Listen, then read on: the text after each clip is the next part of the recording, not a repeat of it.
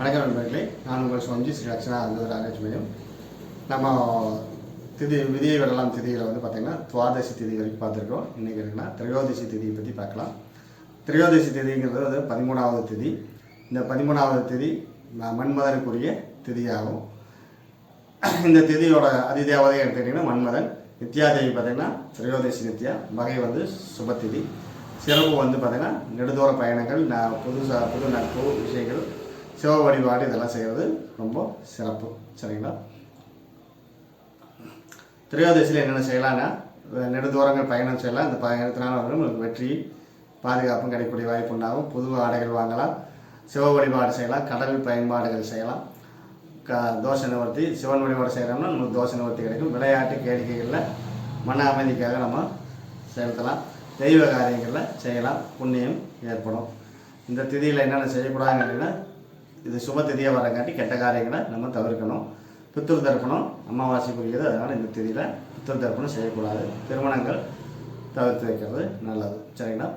சிவ வழிபாடு மிக முக்கியம்.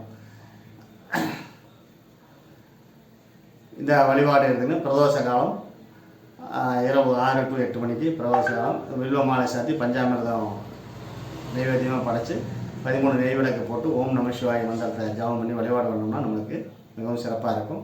இதில் மன்மதன் வழிபாடு அப்படிங்கும்போது பார்த்திங்கன்னா நிலக்கடலை நைவேத்தியமாக படைச்சு பச்சை நிறமான பூக்களை மன்மதனுக்கு சூட்டி ஓம் காமதேவாய நமக அப்படின்னு சொல்லி வழிபாடு பண்ணுறாங்கும்போது நமக்கு நல்லாயிருக்கும். நல்ல ஒரு நிகழ்வு கிடைக்கும். இந்த கோவில் பரிகாரம்னு எடுத்துக்கிட்டிங்கன்னா, திரையோதசியில் பிறந்தவங்களுக்கு சிவன் கோவில் போய் வழிபாடு பண்ணுறது ரொம்ப சிறப்பு. மூலிகை பரிகாரங்கள் செய்யலாம். வில்வ மாலை தானமாக கொடுக்கலாம். இதில் திரையோதசியில் சனிக்கிழமை வரக்கூடிய திரையோதசி ரொம்ப சிறப்பாக இருக்கும். அந்த அன்னைக்கு மகா பிரதோஷம்னு சொல்லுவாங்க. அந்த அன்னைக்கு வழிபாடு பண்ணுறது ரொம்ப சிறப்பு.